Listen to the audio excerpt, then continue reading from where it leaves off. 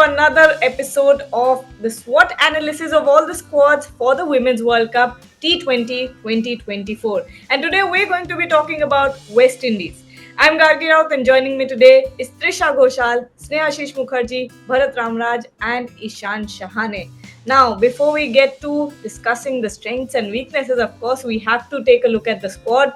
And this is West Indies women. We've got Nation, Mangru, Henry, Deandra Doughton, Hayley Matthews, Joseph, Stephanie Taylor, Zaida James, Campbell, Allen, Fletcher, Ashmini Munisar, Karishma, Crafton, and Cornell. So that's the squad for West Indies. And because they're sitting together, Ishan is clapping. But yeah, Gargi, I thought you actually did not need to read all the 15 names. One name, and I think the entire squad would have been covered. Hayley Matthews, that's it. Yeah. West Indies women's squad, Hayley Matthews. Finished. And Deandra Doughton. Doughton has played a T20 international since 2022. She has been playing franchisee cricket, yes, but international cricket.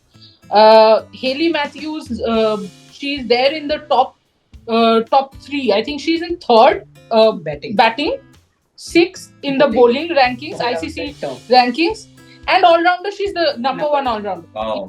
India is right now. Now that is not even the interesting part. This part we already assumed that it will be. The interesting part is now that no other West Indies player is in the top 15. So that is the impact of Hayley Matthews in this team, you know. And strengths, we'll start with strengths, right, Gargi? Of course, yes. Yeah.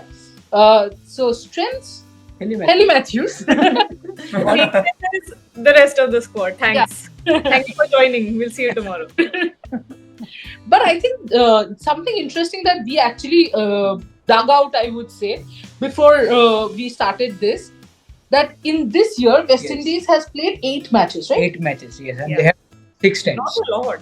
Not a lot, exactly. And they have won 6 matches. But Now, this but portion is very interesting. They have lost all.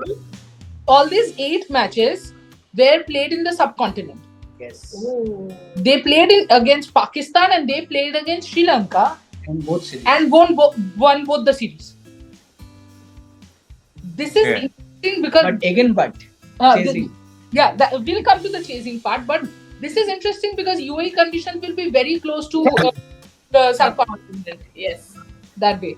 And the second, another significant point, please, Snehashish. Yes, the 6 matches they have won. Among those 6 matches, maximum winning came while chasing.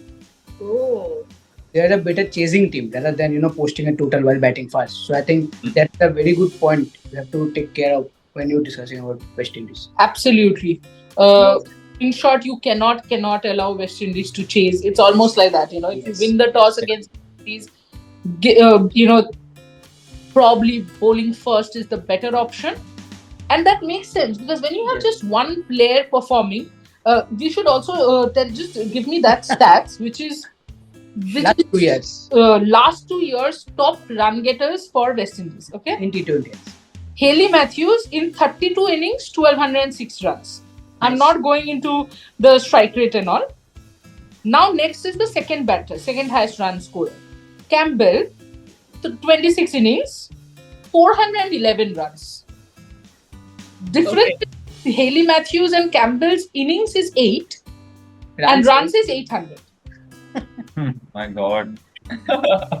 That's the impact of Hayley Matthews. I think. Matthews, absolutely. But if we have to discuss about, we have to discuss about other players as well. I think for me, Hayley Fletcher is the other spinner to look out for. She has been brilliant.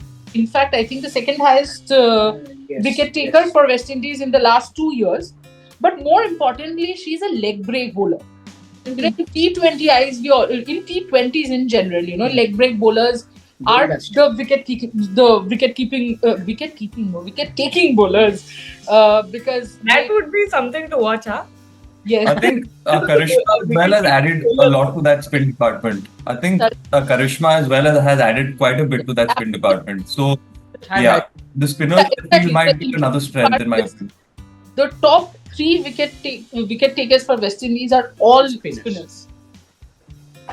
Yes. Yeah, Bharat, your thoughts on the strengths? A lot of spin options. Karishma herself, I think she has long fingers. I remember how she dismissed Smriti Mandana in last year's World Cup. She charged down the deck and she was beaten by flight and stumped easily. I think that capitalizes her bowling. She should have played more. This girl from Guyana should have played more for West Indies. I don't know why she has only played 30 odd matches. And obviously, Hayley Matthews has already been talked about. You also think of someone like Stephanie Taylor. She also bowls pretty much off spin. So they have a lot of spin options. Fletcher, obviously, I think she puts a lot of body into her action. That is why she's able to impart some reps on the ball. So they have enough spin options. And it's incredible that they still have someone like Stephanie Taylor. I think is a very correct batter. Perhaps not in her best form in the recent past, but I think if you look at just her technique, is perhaps West Indies' best batter. And interesting to see how someone like Dotin returning to the West Indies side, how she will perform. Now she's 33, 34, so she's not getting any younger. Interesting to see whether she's the same power hitter that she was in the past. Yeah, that's why I mentioned actually Deandra Doughtin's name in the beginning, because I'm quite excited to see her looking at, we all have this image of Deandra Doughtin, and it's always, for me, it's her with that face mask after breaking some bone in her face and coming into bat and just smashing sixes outside of the park. That's the image I have of Deandra Doughtin. And by the way, I was there in West Indies when she, I covered that World Cup. Wow. Interesting.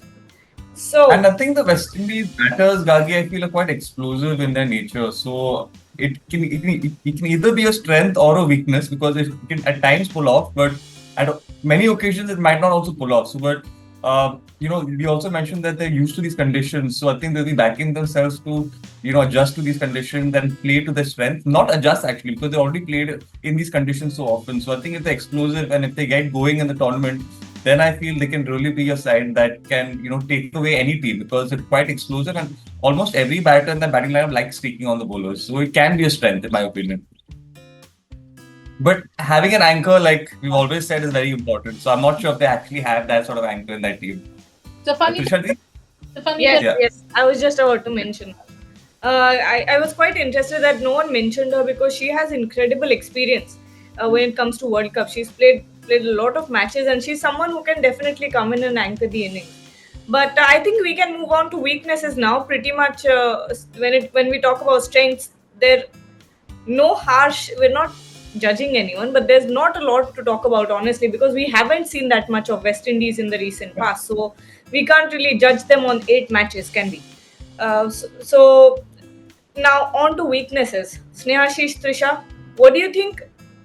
Apart from the fact that we haven't seen a lot of these guys, do you think when you look at the squad, there is some, imbalance or something that could harm them?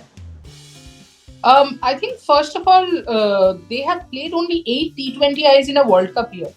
I mean, we have played around 11, I think, or 16. You were saying. Anyway, the point is they have played 8 T20Is, and the last T20I they played was in July. I mean, it was in Sri Lanka. That's fine, but it was in July. So that's pretty. There's a huge gap between the series and this World Cup. They played 16.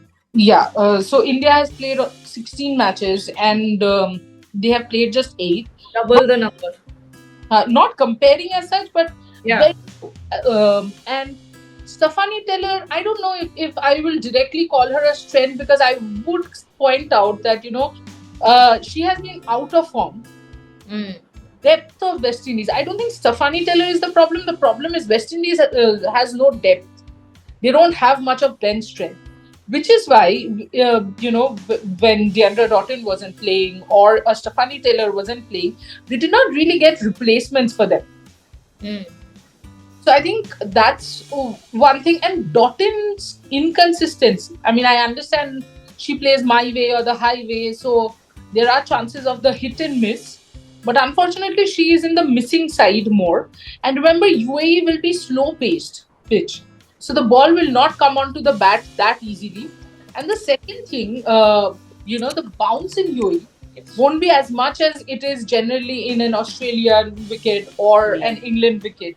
So it'll be difficult for batters like Deandra Dottin, and that is where I don't know if, or I'm quite sure that West Indies middle order does not have that much depth. What do you think, Snehashish? Yes, absolutely. And one more point that I would like to say, that their new bowling, pair like the Pacers. The Pacers have struggled to take wickets with the new ball. If you see in the last 2 years, your Pacers are taking around 15 or 10 to 15 wickets.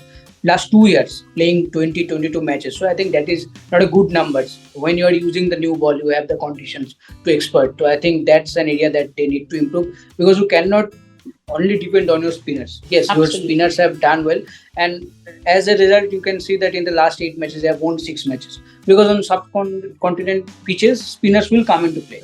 But only if you think that basis of these spinners, I will win the tournament, that will not gonna happen, because everyone have to chip in. I think the Pacers will have a role in the way. I have seen also. So I think that's an area that they need to. And they have to, they will be facing South Africa, England, the likes of these teams in the group stage. They are quite strong against spinners.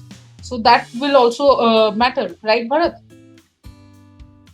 Second, yeah, that will obviously matter. I think one thing with West Indies is they have this tall bowler, Connell, but the pace attack is not exactly great. They have Henry, if I'm not mistaken, the medium pacer, but again, that she gets some bounce, Connell gets some bounce, but the pace attack has had its struggles, and they're in a pretty tough group. England, whatever little I've seen of England in the recent past, especially in New Zealand, at home and away from home, they have absolutely smashed that New Zealand side. Maybe they lost one match over some 10 T20 against New Zealand at home and away. So they're in really good form, and they will come after West Indies spinners. So obviously West Indies spinners is their main. I think their spin attack is their main strength. So it will be interesting to see how they will go. And also I want to add some of the West Indian batters. Whenever I watch them, Stephanie Taylor has a good technique. Matthews has a decent to good technique, but some of the other batters, including Dottin, when they play spin, it's like hit and miss. It's not like they're trying to pick the length, or I don't know, no disrespect to them, but it's like they're all trying to just go out there, slog a few, do some power hitting. It's not so easy to do that in the conditions in the UAE. So it will be interesting to see how they will go against, especially the spinners, that middle order. If Matthews or Stephanie doesn't really do well against spin, I think they will have some problems.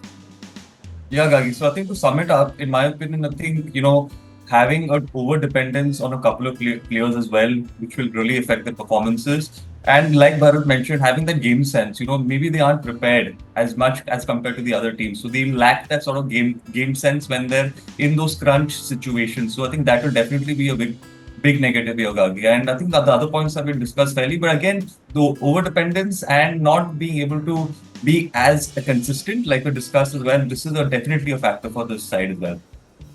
And it's a point to be mentioned is it's not the players' fault, because the board has its own problems. The finances, the economics, whatever there is. If an international team is getting to play 8 matches in a year, imagine what the domestic structure is like. There are no players being nurtured over there. So it makes sense why there's not really a lot of bench strength to the team. There's not a lot of depth. Of a domestic structure at all, Gagi. Sorry?